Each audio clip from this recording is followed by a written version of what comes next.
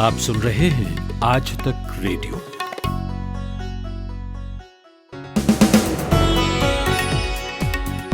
नमस्कार, आज तक रेडियो पर ये 3 सितंबर की शाम का न्यूज़ पॉडकास्ट दिन भर है और मैं हूं अमन गुप्ता।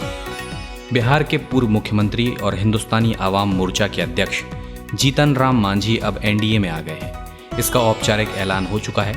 उन्होंने कहा कि नीतीश कुमार की जेडीयू से उनका गठबंधन हुआ है, इस हिसाब से वे एनडीए का हिस्सा है। अब उनके साथ आने से आगामी चुनाव में बिहार की राजनीति में क्या असर होगा, नीतीश कुमार को क्या फायदा होगा। आज सेना प्रमुख मनोज मुकुंद नरवणे लद्दाख पहुंचे हैं। वे 2 दिनों तक यहां रहेंगे। भारतीय सेना पेंगोंग झील के अब दोनों ओर कब्जा कर चुकी है। इससे चीन के कौन से इलाके सेना की नजर में आ गए हैं। लोन मोरेटोरियम मामले की सुनवाई 10 सितंबर के लिए टल गई है। सुप्रीम कोर्ट ने कहा कि फिलहाल किस्त भुगतान न होने के आधार पर किसी भी अकाउंट को एनपीए घोषित न किया जाए। इस राहत से कितनी उम्मीद है और आज सुनवाई में क्या हुआ बताएंगे। और बात करेंगे उन डॉक्टर से जिन्होंने देश का पहला कोरोना लंग ट्रांसप्लांट किया है। लेकिन उससे पहले सुनिए हेडलाइंस।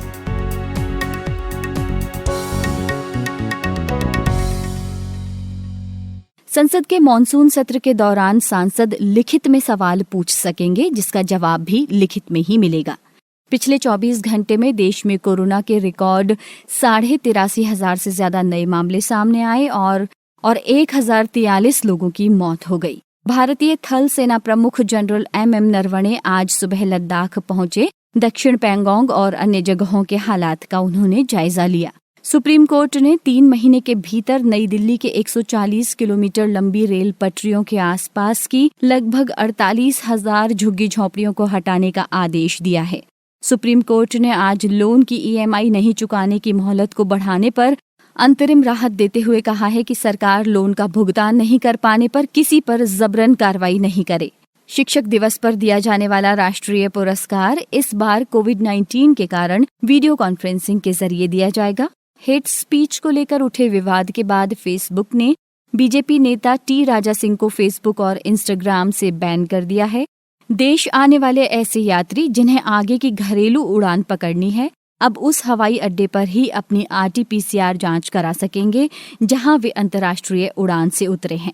भारत के 100 से ज्यादा मोबाइल ऐप्स पर बैन लगाए जाने के बाद चीन ने कहा है कि ये एक चिंता का विषय है और इससे चीनी कारोबारियों को नुकसान पहुंचा है।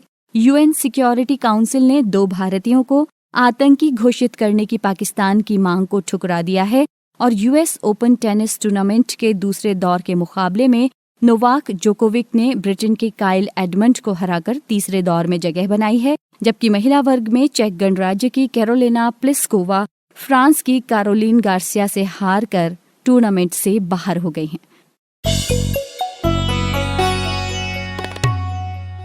नमस्कार, ये शाम का न्यूज़ एनालिसिस दिन भर है। मैं हूं अमन गुप्ता।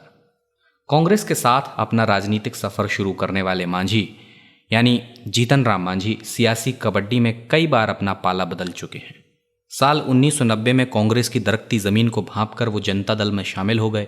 6 साल बाद वो आरजेडी में चले गए और 2005 में जेडीयू के दिन फिरे तो जेडीयू में आ गए।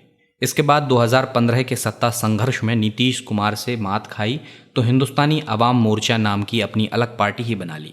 महागठबंधन में शामिल होने के बाद 2019 के लोकसभा चुनाव में उन्हें तो कोई कामयाबी नहीं मिली, लेकिन आरजेडी की मदद से अपने बेटे संतोष सुमन को एमएलसी बनवाने में कामयाब हो गए।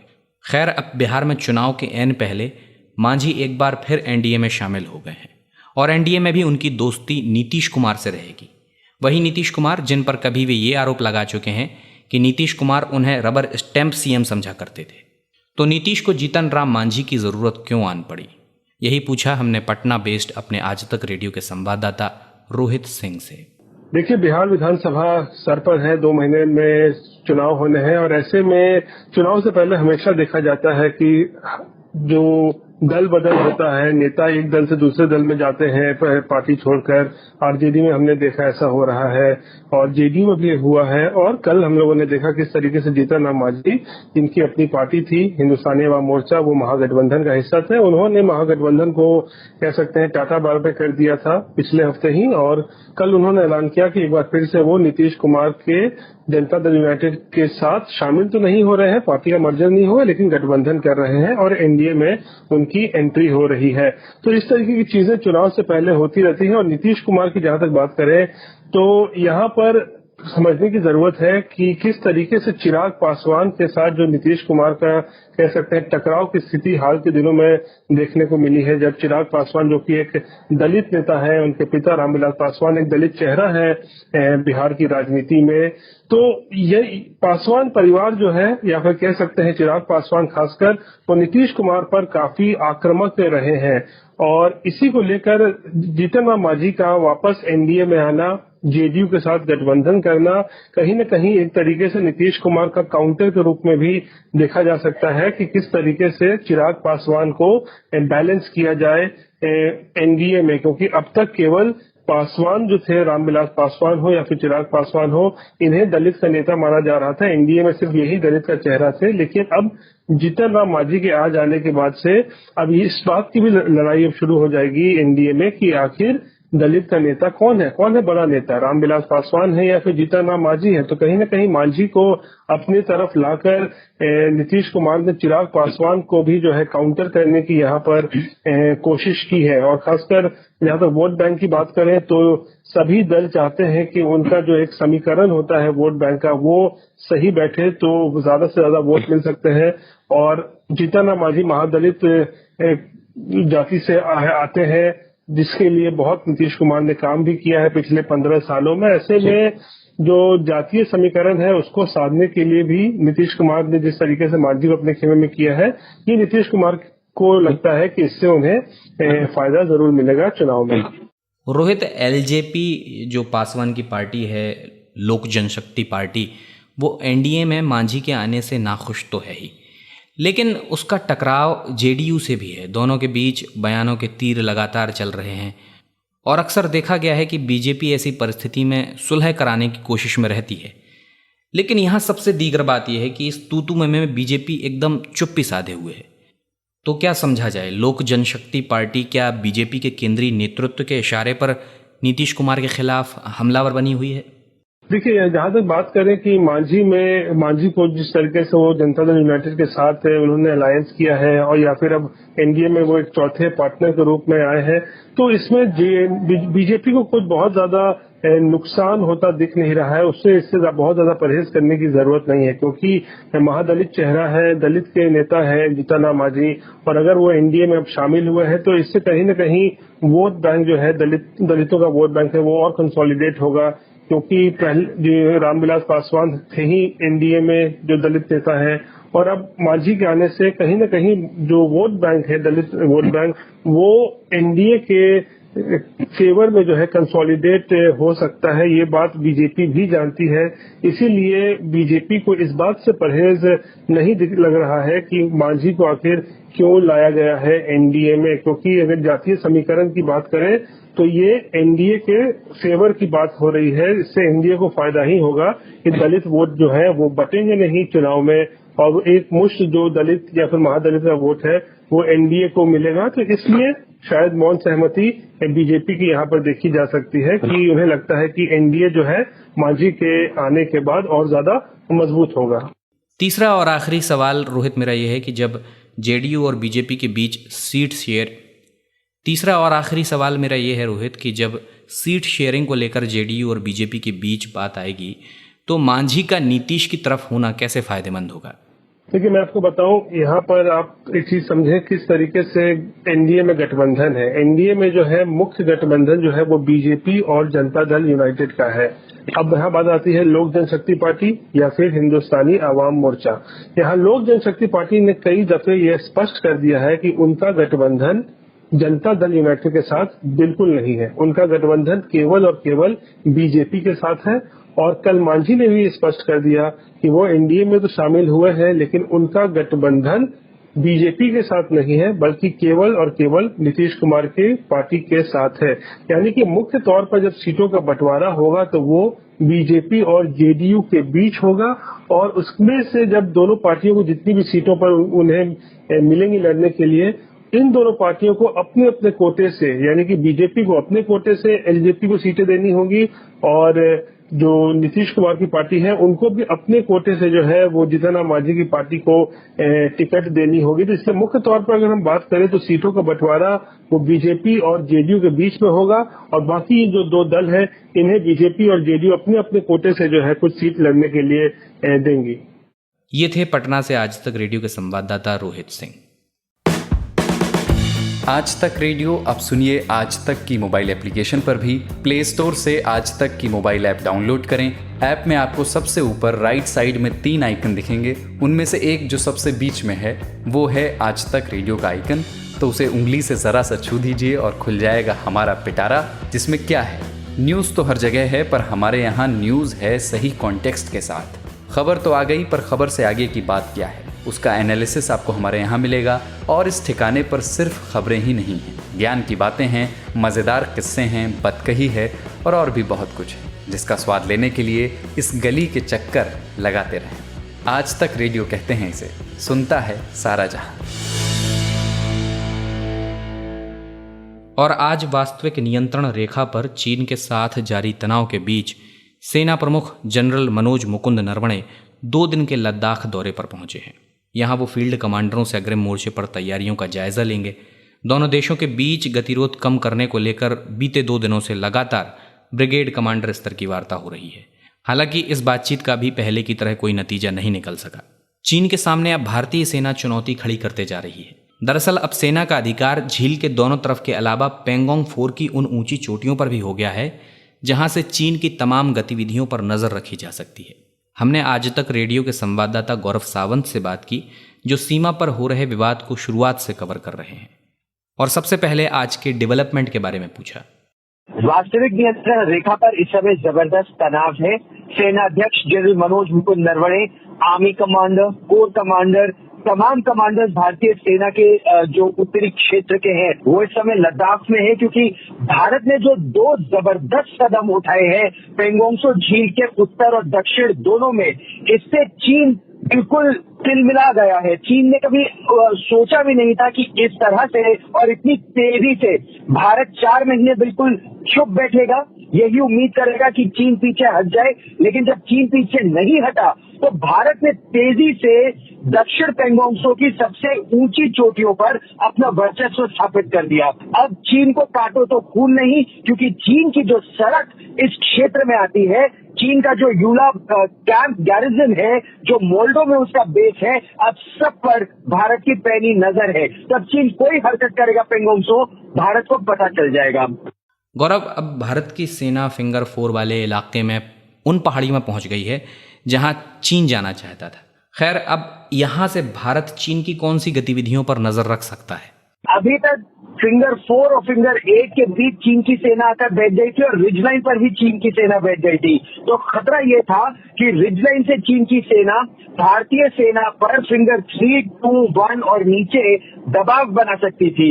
एक बहुत ही जबरदस्त ऑपरेशन को अंजाम दिया गया कि पीछे की पहाड़ी से, और उसमें बहुत खड़ी पहाड़ी है, वो स्टीप ग्रेडियंट है उसका, उस खड़ी पहाड़ी से भारतीय सेना के जाबाज नीचे आए और उन्होंने फिंगर 4 के पास अपनी भी एक चौकी बना ली। इसका यह मतलब है कि चीन की सेना अब बिना चुनौती भारत को दिए आगे नहीं बढ़ सकती, क्योंकि अगर वो बढ़ेगी तो भारतीय सेना उसे रोक लेगी।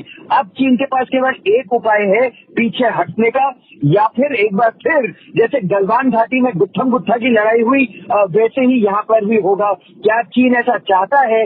अब गेंद चीन के पाले में है, अगला निर्णय चीन को करना है, क्योंकि भारत ने अपनी शक्ति और अपने रण कौशल का प्रदर्शन कर दिया है पेंगोंग त्सो झील की दोनों तरफ। गौरव, आखिर बातचीत के टेबल पर मुद्दा सुलझने में कहाँ दिक्कत पेश आ रही है? इसमें समस्या है चीन की मंशा। 5 राउंड की बातचीत जनरल लेवल पर हो चुकी है, भारत के लेफ्टिनेंट जनरल और चीन के मेजर जनरल के स्तर पर। द्विपक्षीय बातचीत भारत के राष्ट्रीय सुरक्षा सलाहकार अजीत डोभाल और चीन के विदेश मंत्री वांग यी या हमारे विदेश मंत्री एस जयशंकर के साथ चीन के स्टेट काउंसलर और फॉरेन मिनिस्टर वांग यी की बातें हो चुकी हैं। इसके बावजूद देखा क्या गया है, चीन भारत को बातों में उलझाता है और अपनी सैन्य शक्ति शक्ति वास्तविक नियंत्रण रेखा पर और बढ़ाने की साजिश रचता रहता है। और इस बार तो चीन ने जब बातचीत चल रही थी, उस बातचीत के दौरान भारत में के एक नए इलाके पर कब्जा करने की साजिश रची, जिसको भारतीय सेना के जवानों ने विफल कर दिया।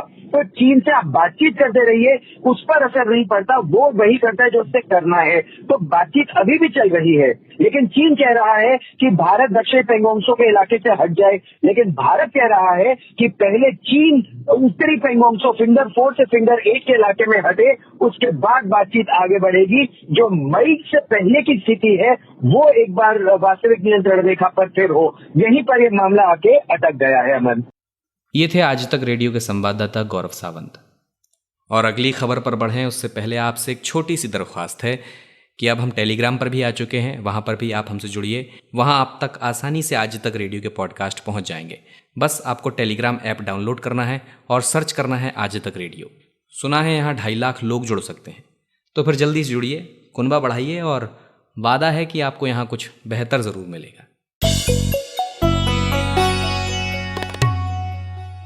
तो अब अगली खबर है कि सुप्रीम कोर्ट ने आज लोन मैरिटोरियम यानी लोन चुकाने की अवधि टालने के मामले में सुनवाई की और लोगों को अंतरिम राहत दे दी है। अदालत ने कहा कि अगर अगस्त तक कोई लोन अकाउंट एनपीए घोषित नहीं है तो उसे अगले 2 महीने तक भी एनपीए घोषित न किया जाए। अगली सुनवाई अगले हफ्ते 10 सितंबर को होगी, लेकिन आज की सुनवाई में कई अहम बातें सामने आईं और अदालत ने कुछ ज़रूरी टिप्पणियां की। इस बारे में बात करने के लिए मैंने फ़ोन किया आलोक जोशी को, जो दशकों से बिजनेस जर्नलिज्म में सक्रिय हैं और अभी भी लगातार आर्थिक मामलों पर अखबार मैगजीन्स में लिखते रहते हैं। मैंने उनसे पहला सवाल तो यही पूछा कि लोगों को जो राहत मिली है वो समझाइए। तो आज जो राहत मिली है कुल मिलाकर वो ये है कि कोर्ट ने कहा है कि अगर 31 अगस्त तक आपने किसी लोन अकाउंट को एनपीए डिक्लेयर नहीं किया, एनपीए अगर आप आसान भाषा में समझना चाहते हैं तो एनपीए जो पुराने जमाने में कहा जाता था कि ये कर्जा डूब गया, उसको अब कर्जा डूबा हुआ नहीं कहा जाता, नॉन परफॉर्मिंग एसेट कहा जाता है।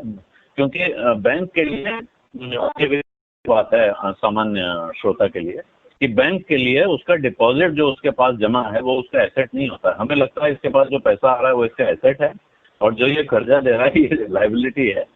लेकिन बैंक के लिए जो पैसा उसने किसी का अपने पास रखा हुआ है वो उसकी लायबिलिटी है, क्योंकि ये उसको चुकाना है किसी को जिस डिपॉजिटर ने दिया है, और जो लोन उसने दे रखा है वो उसका एसेट है क्योंकि वो उसको वापस मिलना है। और परफॉर्मिंग एसेट वो है जिस एसेट पर उसको किस्त भी आ रही है और उससे ब्याज भी कमा रहा है वो, यानी ये एक तरह से कमाऊ पूत समझ लीजिए। और नॉन परफॉर्मिंग एसेट वो हो जाता है जिसमें इंस्टॉलमेंट आने बंद हो जाते हैं, यानी कि इंस्टॉलमेंट नहीं आ रहा है, उस पर ब्याज भी कमाई नहीं हो रही है और मूल रकम भी खतरे में है। संकेत इस बात का ये है कि अगर आदमी किस्त नहीं चुका पा रहा है तो वो पूरा पैसा चुका पाएगा या नहीं, इससे संदेह है। पहले ऐसा होता था कि 6 महीने के नॉन पेमेंट के बाद लगभग बैंक एक प्रोसेस शुरू करते थे, रिकवरी का नोटिस भेजते थे और तब पता चलता था कि ये पैसा अब डूब जाएगा, तब उसे बट्टे खाते में डाला जाता था। कहा जाता था ये लोन अब बट्टे खाते में डाल दिया गया, यानी डूबा हुआ लोन मान लिया गया। ये बाद में नियम बदले हैं पीछे बैंकिंग रेगुलेशंस में और आरबीआई की तरफ से बहुत सख्त हिदायत हो गई है कि किस्त के पास ना आए, आप उस लोन को एनपीए डिक्लेयर कीजिए, अपने अकाउंट्स में दिखाइए और उनको नोटिस भेजना शुरू कीजिए ताकि बीमारी बढ़ने से पहले उसका इलाज हो जाए। यानी पहले ही इंस्टॉलमेंट डूबा तो आप वहीं सतर्क हो गए और आपने अपने ऑडिटर्स को, अपने शेयर होल्डर्स को जानकारी दे दी कि हमारा इतना पैसा अब रिस्क में है, तो एनपीए कहा जाता है। अब 31 अगस्त को अगर आपने किसी अकाउंट डिक्लेयर नहीं किया हुआ है, डर क्या है कि 31 अगस्त को मोरेटोरियम खत्म हो गया, 1 सितंबर से नए सिरे से ईएमआई का भुगतान शुरू होना है।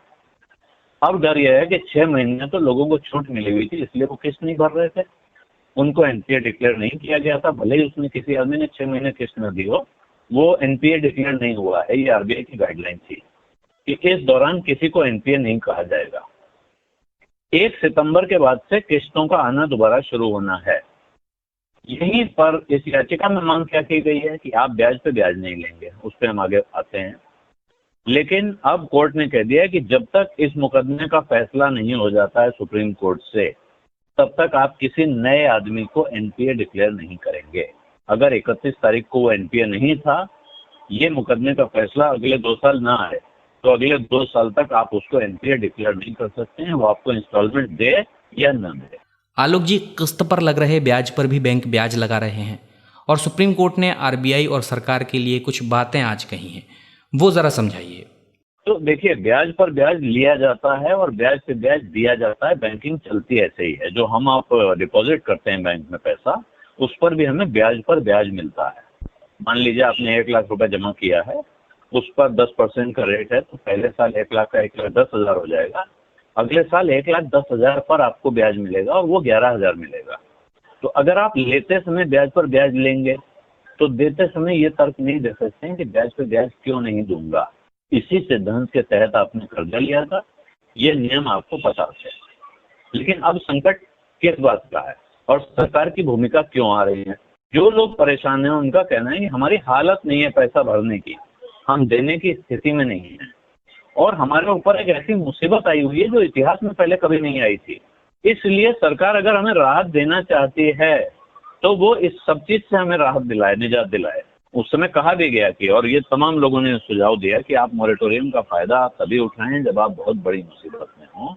अगर आप भुगतान करने की हालत में तो भुगतान करें, क्योंकि इस पीरियड में जब आप मोरेटोरियम का लाभ ले रहे होंगे उस वक्त आप पर ब्याज लगना बंद नहीं होगा, ब्याज जुड़ता रहेगा।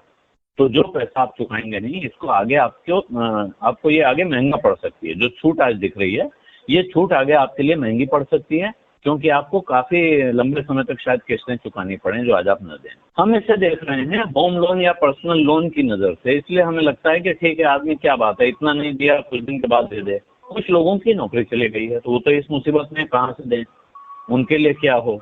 इसी तरह जो व्यापारी हैं जिन्होंने व्यापार के लिए लोन ले रखा है, उनके वर्किंग कैपिटल लोन में या उन्होंने अपना पूंजी जुटाई थी कैपिटल के लिए, यानी बिजनेस का जो मूल पैसा लगता है वो भी लिया हुआ है, उनके पास धंधा बैठ गया तो देने की हालत नहीं है, तो वो मांग रहे हैं राहत।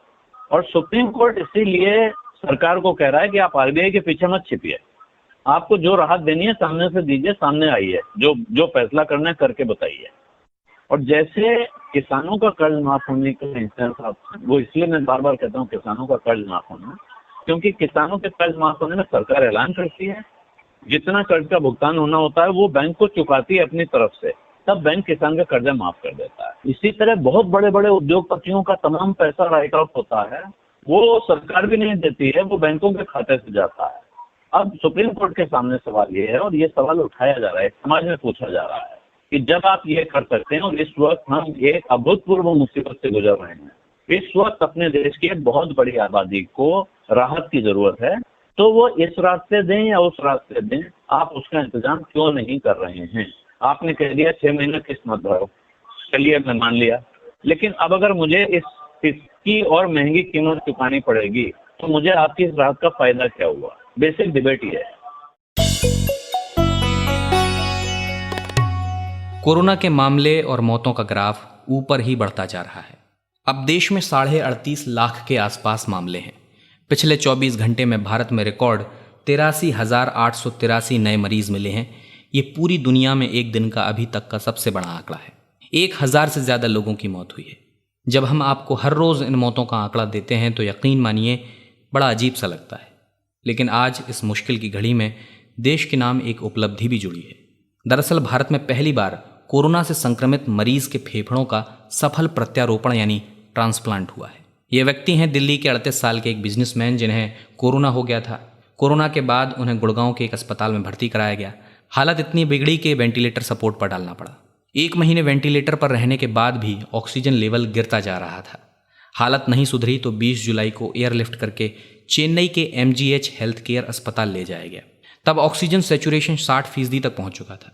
सेहतमंद आदमी में ये 95 से 100% के बीच होता है। हालत ऐसी हो गई थी कि हाथ पैर तो क्या उंगलियां तक नहीं हिल पा रही थीं, सिर्फ आंखों के इशारे से बात कह पाते थे। संक्रमण की वजह से फेफड़े डैमेज हो चुके थे। इसके बाद हॉस्पिटल के हार्ट लंग ट्रांसप्लांट प्रोग्राम के सदस्य डॉक्टर सुरेश राव और उनकी टीम ने बीड़ा उठाया और मरीज का लंग ट्रांसप्लांट कर दिया। ये सफल भी रहा।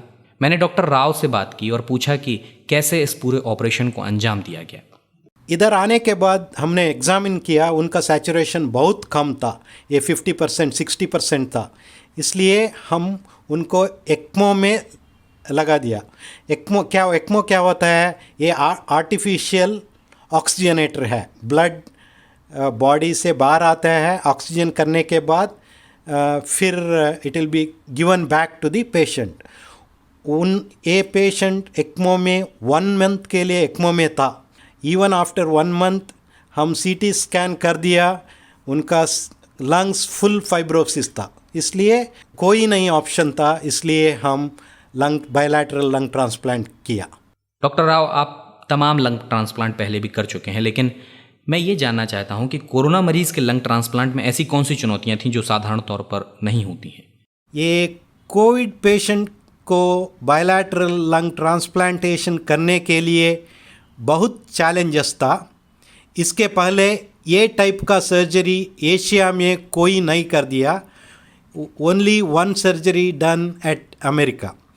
नाउ पहले वो हेल्थ केयर वर्कर्स को बहुत रिस्क है, डॉक्टर्स के लिए, नर्सेस के लिए, टेक्नीशियंस के लिए। सो हमको फुल पीपीई डालना पड़ेगा, personal protective equipment.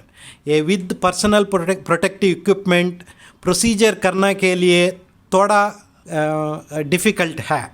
Second thing is ये डोनर को कोविड है नहीं है हम चेक करना पड़ेगा, because if the donor has Covid हम वो ऑर्गन डोनेशन के लिए फिट नहीं है। सो ये पेशेंट का डोनर का कोविड टेस्ट नेगेटिव था, इसलिए हम रिस्क ले दिया एंड और लंग बायलैटरल लंग ट्रांसप्लांट कर दिया। और ये पेशेंट में एक्मो में था, इसलिए ब्लीडिंग का चांस भी है। लकीली आफ्टर लंग ट्रांसप्लांटेशन करने के बाद हमको एक्मो निकाल दिया, लंग फंक्शन अच्छा था। सो वो सर्जरी सब सक्सेसफुल हुआ। डॉक्टर, अब इलाज के बाद मरीज़ की हालत कैसी है? ये पेशेंट का बायलैटरल लंग ट्रांसप्लांट करने के बाद both lungs functioning well, so इसलिए हम एक्मो निकाल दिया। Next day patient fully conscious था, वो ब्रीदिंग अच्छा था, उनका सैचुरेशन 100% था, lung functioning is very good. So इसलिए हम वेंटिलेटर निकाल दिया। अभी पेशेंट ठीक है, उनको वो ब्रीदिंग अच्छी तरह से करते हैं, हम ऑक्सीजन फुल्ली कम कर दिया, उनका ऑल अदर सिस्टम्स अच्छा है। तो ये थे MGH हेल्थ केयर हॉस्पिटल में heart and lung transplant program के सदस्य डॉक्टर सुरेश राव। आज तक रेडियो के शाम के न्यूज़ पॉडकास्ट दिन भर में आज इतना ही। इस कार्यक्रम की साउंड मिक्सिंग की है हमारे साथी कपिल देव सिंह ने। अब आपसे कल फिर मुलाकात होगी। आज तक रेडियो पर हम आपके लिए कोरोना कवरेज, ज्ञान ध्यान और छोटे न्यूज़ बुलेटिन 5 मिनट लेकर आते रहते हैं। आज तक रेडियो को आप कई जगहों पर सुन सकते हैं, जैसे हमारी वेबसाइट पर आइए, aajtak.in/podcast डालिए, वरना आज तक की मोबाइल एप्लीकेशन पर रेडियो का एक आइकन है, होम स्क्रीन पर आपको दिख जाएगा सबसे ऊपर, जहां से आप हमें ऐप पर भी सुन सकते हैं। बाकी जो ऑडियो प्लेटफॉर्म्स हैं जैसे गूगल है, एप्पल पॉडकास्ट, स्पॉटिफाई, यहाँ सब जगह हम हैं। हमें सब्सक्राइब कर लीजिए और हाँ, अपनी चिट्ठियाँ लिखते रहिए। radio@aajtak.com पर आपकी इलेक्ट्रॉनिक चिट्ठियों का हमें इंतज़ार रहता है। अमन गुप्ता है मेरा नाम। अब इजाज़त चाहूँगा। नमस्कार।